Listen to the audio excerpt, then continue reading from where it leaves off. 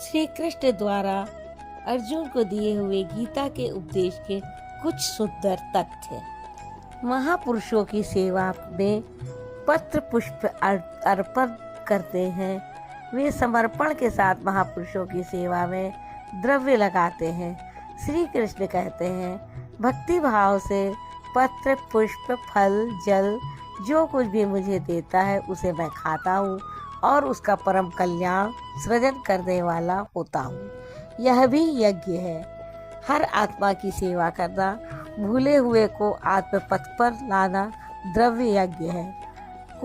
कई पुरुष तपो यज्ञ स्वधर्म पालन में इंद्रियों को तपाते हैं, अर्थात स्वभाव से उत्पन्न क्षमता के अनुसार यज्ञ की निम्न और उन्नत अवस्थाओं के बीच तपते हैं। पहली श्रेणी का साधक शूद्र परिचर्या द्वारा, वैश्य दैवी संपत्ति के संग्रह द्वारा, क्षत्रिय काम क्रोध आदि के उन्मूलन द्वारा, ब्राह्मण ब्रह्मा में प्रवेश को योग्यता के स्तर से इंद्रियों को तपाता है।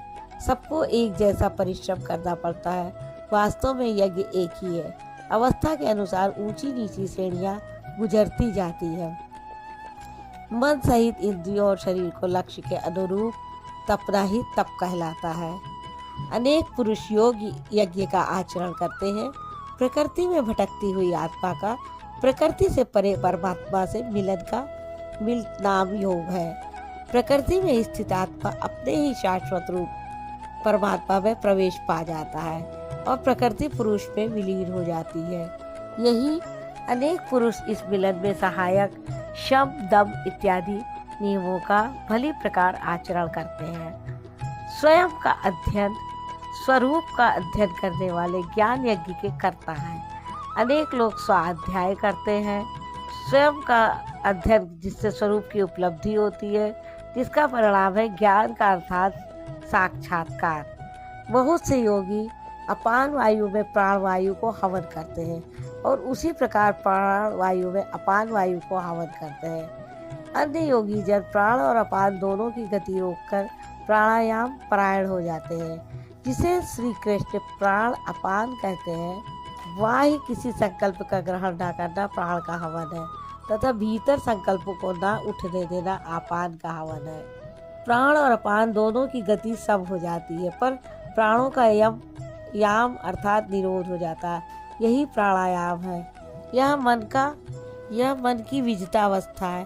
प्राणों का रुकना और मन का रुकना एक ही बात है। महापुरुषों का कहना है कि यह सांस नाम के सिवाय और कुछ कहती ही नहीं। साधक नाम का जप नहीं करता, केवल उससे उठने वाली धुन को सुनता है। मन श्वास के साथ जुड़ा हुआ है। जब श्वास पर दृष्टि है, श्वास में नाम ढल चुका है। भीतर से ना तो किसी संकल्प का उत्थान है और ना बाहरी वायुमंडल के संकल्प भीतर प्रवेश कर पाते हैं। यही मन पर विजय की अवस्था है। नियमित आहार करने वाले प्राण को प्राण में ही हवन करते हैं। योगी का आहार दृढ़, आसन दृढ़ और निद्रा दृढ़ होनी चाहिए। आहार विहार पर नियंत्रण बहुत आवश्यक है। ऐसे अनेक योगी प्राण को प्राण में ही हवन कर देते हैं, अर्थात श्वास लेने पर ही ध्यान केंद्रित रखते हैं। यज्ञों द्वारा नष्ट पाप वाले ये सभी पुरुष यज्ञ के जानकार हैं। वे सभी यज्ञ के ज्ञाता हैं। यज्ञ जिसकी सृष्टि करता है, जिसे अवशेष छोड़ता है, वह है अमृत। उसकी प्रत्यक्ष जानकारी ज्ञान है। ज्ञान प्राप्त करने वाले योगी जन शाश्वत सनातन पर ब्रह्म को प्राप्त होते हैं। यज्ञ कोई ऐसी वस्तु है जो पूर्ण होते ही सनातन पर ब्रह्म में प्रवेश दिला देती है।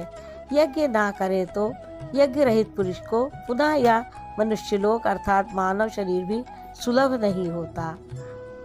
उसके लिए तो तिर्यक योनियां सुरक्षित है, इससे अधिक कुछ नहीं। अतः यज्ञ करना मनुष्य मात्र के लिए नितांत आवश्यक है।